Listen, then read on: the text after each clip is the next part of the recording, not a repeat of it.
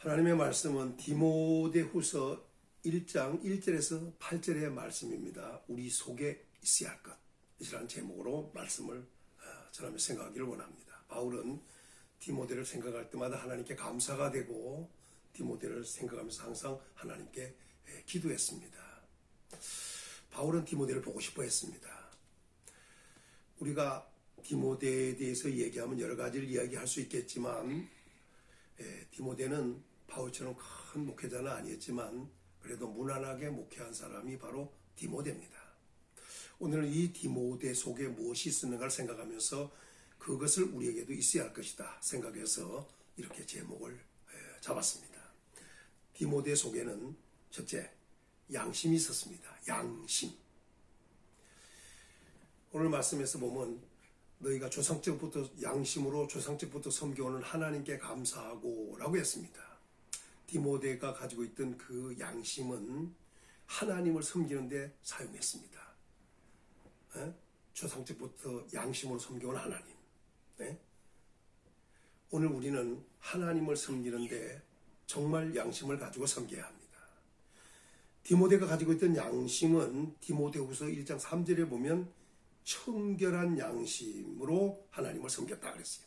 청결한 양심. 그 청결한 양심을 가지고 있는데 그 양심을 가지고 그 양심으로 하나님을 섬겼다는 거예요. 오늘도 우리는 청결한 양심으로 그 양심을 가지고 우리도 하나님을 섬겨야 한다는 얘기입니다.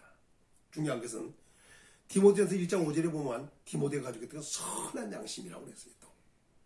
또 디모데전서 3장 9절에 보면 깨끗한 양심이 있습니다. 오늘 우리가 살펴야 할 것은 내가 가지고 있는 양심이, 나의 양심이 청결한가, 선한가, 깨끗한가. 오늘 우리의 양심부터 살펴보는 것이 굉장히 중요합니다. 양심 있는 자가 돼야 되고 그 양심이 있다면 깨끗하고 청결하고 선한 양심이어야 한다. 디모데전서 1장 19절에 보면 그 후메네와 알렉산더라는 사람이 있습니다. 그런데 그를 바울이 책망하면서 한 말이 뭐라 했냐면 양심을 버렸다 그랬어요. 후메네와 알렉산더는 양심이 없었던 게 아니에요. 양심이 있었는데 그 양심을 버렸다는 겁니다. 양심을 버린 자들이 있습니다. 오늘 양심을 버려서는 안 되는 것입니다. 디모데전서 4장 2절의 말씀 1절서부터 봐야겠지만은 어떤 사람이 후일에 어떤 사람이 믿음에서 떠나 미혹하는 영과 귀신의 가르침을 따르게 되리라고 했는데 그들은 양심의 화인 맞아 외식함으로 거짓말한 자들이라 이런 말씀이 나와요. 여기서 우리가 중요한 것은 뭐냐면 어떤 사람들입니다. 이 사람들이 믿음에서 떠나게 되는데 믿음에서 떠나게 되니까 즉시 무엇이 달려오느냐, 미혹하는 영과 귀신이 달라붙는 겁니다. 그들이 영향권이 안에 들어가요. 들어가다 보니까 미혹하는 영과 귀신의 가르침을 따르게 됩니다. 따른다고 하는 건 그걸 쫓아간다는 얘기죠. 그것을 아주 즐겁게 따라갑니다. 따라가다 보니까 그들은 양심의 화인을 맞습니다. 사람들이 가끔 양심의 화인 맞았다 이런 말을 하고 또 양심 화인 맞은 사람이라 이런 말들을 괜히 자주 쓰는데 진짜 양심의 화인 맞은 사람은 누구냐? 미혹하는 영과 귀신의 가르침을 따르는 사람입니다. 믿음에서 떠나서. 그러니까 믿음에서 떠났다 보니까 미혹하는 영과 귀신의 영향권에 들어가고 그 영향권에 들어가다 보니까 양심에 그들을 따르다 보니까 가르침을 따르다 보니까 결국은 양심에 화인을 맞게 되는 겁니다. 미혹의 영은 마귀 자체를 얘기합니다. 그 마귀와 그의 하부조직인 말단 귀신, 더러운 귀신의 가르침을 따르다 보니까 양심에 화인을 맞게 되는 겁니다. 양심에 화인을 맞게 되니까 외식하게 되고 외식을 하니까 외식하면 거짓말을 하게 됩니다. 그 거짓말은 혼인하지 말라, 어떤 음식을 먹지 말라 이런 거짓말을 하게 된다고 했습니다. 우리는 양심을 버려서도 안 되고 또 양심의 화인을 맞아서도 안 됩니다. 우리는 선한 양심, 깨끗한 양심, 청결한 양심으로 하나님을 섬기는 자가 되어야 합니다. 두 번째는 디모데 속에는 거짓 없는 믿음이 있었습니다. 거짓 없는 믿음. 사실 믿음은 그 자체가 보배로운 것이고 믿음은 그 자체가 거룩하고 또 믿음의 자체는 금보다도 더 귀한 것이 사실 믿음입니다. 그런데 이렇게 보배롭고 거룩하고 금보다도 더 귀한 믿음을 가져야 되는데 그런 믿음이 아니라 믿음이 거짓된 믿음이 있다는 얘기예요. 거짓된 믿음. 이 거짓된 믿음이 어떤 믿음인가 사람들은 잘 생각을 하지 않아요. 그리고 내가 가지고 있는 믿음이 어떤 믿음인가 이걸 스스로 확인도 하지 않습니다. 그러다 보니 내가 가지고 있는 믿음이 진짜 참 믿음인지 아니면 거짓된 것인지 이걸 분별하지 못하고 또 살펴보지 않고 분별하지 못하다 보니까 그냥 믿음 있는 것 같이 하고 살아가는 것입니다.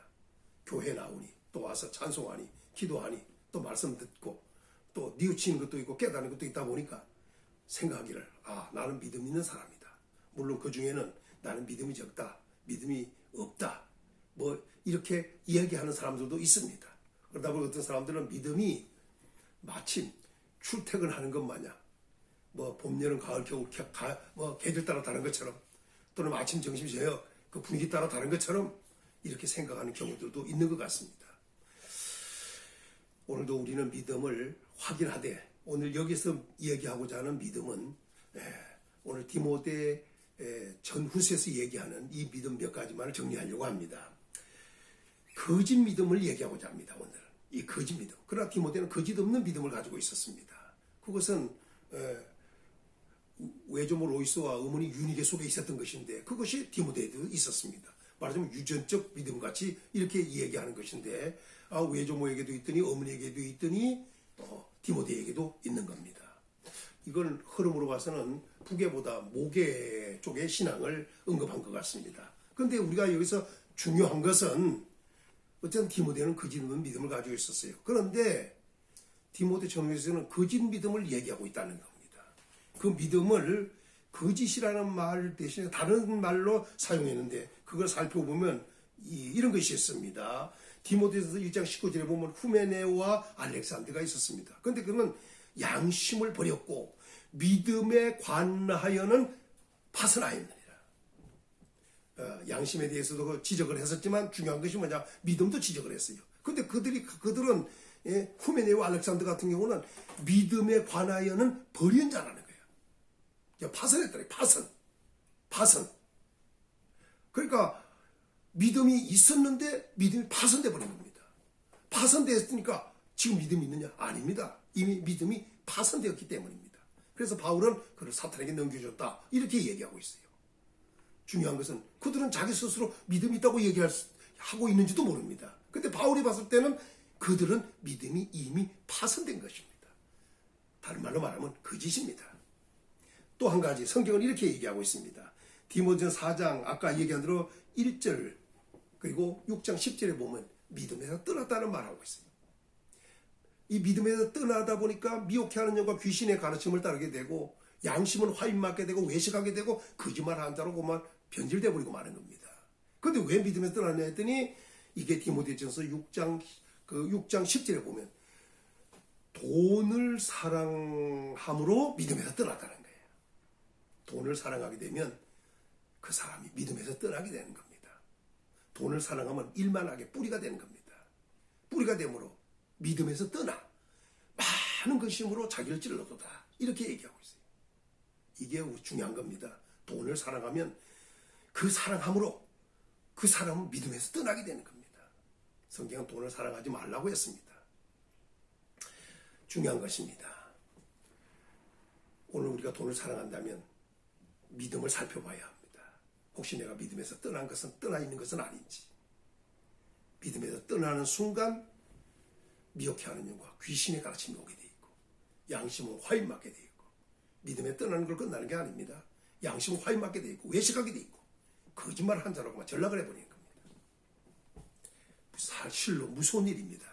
절대로 믿음에서 떠나서는 안 됩니다. 그런데 돈을 사랑하다 보니까 믿음에서 떠나게 되는 겁니다. 돈이냐 하나님이냐. 오늘 우리는 재물이냐 하나님이냐. 오늘 우리는 자신을 살펴봐야겠습니다. 또 한 가지 디모데전서 5장 8절에 보면 믿음을 배반하는 경우가 있다는 거예요. 믿음을 이런 과부 얘기를 하면서 하는 얘기입니다. 중요한 것은 믿음을 지켜야 되는데 믿음을 배반한다. 또 이런 것이 있습니다. 디모데전서 5장 12절에 보면 믿음을 저버렸다. 믿음이 있어야 저버려버렸습니다. 덩을 지듯이 그만 저버렸습니다. 또 디모데전서 6장 21절에 보면 믿음에서 벗어났다는 거예요. 믿음 안에 있어야 되는데 믿음에서 벗어나 버렸습니다. 믿음이 파손되었는가? 믿음에서 떠났는가? 믿음을 배반하진 않았는가? 믿음을 저버리진 않았는가? 믿음에서 벗어나지는 않았는가? 오늘 우리 자신을 믿음을 한번 살펴보는 것이 굉장히 중요하겠습니다. 디모데후서 3장 8절에 보면 이렇게 말합니다. 진리를 대적하면 뒤적한 사람들이 있었습니다. 그 사람들을 대하여 뭐냐면 믿음에 관하여는 버림을 받은 자들이다. 믿음에 관하여 버림받은 자들이 있습니다. 이 사람들이 누구냐? 진리를 대적한 자들은 믿음에 관하여 버린 자들이 되는 겁니다. 진리를 사랑하고 진리를 좋아하고 진리를 가까이 해야 됩니다. 그러나 진리를 대적하면 믿음에 관하여 버림받은 자들이 됩니다. 그런 자들이 있었습니다. 또 한 가지 중요한 디모데후서 2장 17절에서 18절에 보면 후메네와 빌레도라는 사람이 있습니다. 그 사람들은 그냥 진리를 그릇되게 알고 있었습니다. 부활이 있는데 부활이 이미 지나갔다. 부활이 이미 지나갔다는 것은 전에는 있었는데 이제 지나가서 없다고 얘기하는 겁니다. 부활이 없다고 결국 주장하는 사람들이 있었는데 그 사람들이 누구냐? 바로 후메네와 빌레도라는 사람입니다. 이 사람들이 전하는 말씀을 듣고 다시 말하면 부활이 지나갔다는 그 얘기를 듣고 그걸 들은 사람들이 진짜 그렇다고 믿으니까 이미 부활이 있다고 믿었던 신앙이 무너지는 겁니다. 진리에 대해서 그릇되면 믿음이 있는 것도 무너뜨리게 되는 겁니다. 그러니까 잘못되게 전달하는 말을 듣는 사람들은 있던 믿음도 무너지는 겁니다. 오늘 우리는 진리의 말씀을 바로 듣고 바로 분별할 수 있는 말씀인 진리를 알고 진리를 아는 자들이 되어야 한다는 겁니다. 그래야만이 믿음이 점점 믿음에서 믿음에 이르게 되지. 그렇지 못하면 있던 믿음도 이렇게 부활이 지나갔다, 부활이 없다 이렇게 전하는 자들의 말을 듣고 그 말을 그대로 믿는다면 그 사람은 가지고 있던 믿음도 무너뜨려지는 겁니다. 믿음을 파손돼서도 안 되고 믿음을 떠나서도 안 되고 믿음을 저버리거나 믿음을 배반하거나 믿음에서 벗어나서도 안 되지만 버림받아서 믿음에 관하여 버림받은 자도 되었어도 안 되지만 믿음이 무너뜨려져서도 안 된다는 것입니다. 무너뜨려졌으면서도 버림받았으면서도 믿음 있는 것 같이 하는 것은 거짓입니다. 오늘 우리는 지금까지 언급한 이 내용들을 살펴보면서 정말로 내 믿음은 나는 믿음이 있는가? 믿음 안에 있는가? 믿음 안에 사는가? 오늘 우리는 확인하고 또 혹시 이런 믿음은 참 믿음인데 믿음이 거짓된 믿음을 가지고 있는 것은 아닌가? 우리 자신을 확인할 필요가 있습니다. 디모데 속에는 거짓 없는 믿음을 가지고 있었습니다. 세 번째는 은사입니다. 은사. 디모데전서 4장 14절에 보니까 디모데는 은사를 받았습니다. 장로회 때 안수를 받으면서 그는 은사를 받았습니다. 그런데 디모데후서 1장 6절에는 바울은 디모데를 만나고 싶었습니다. 왜?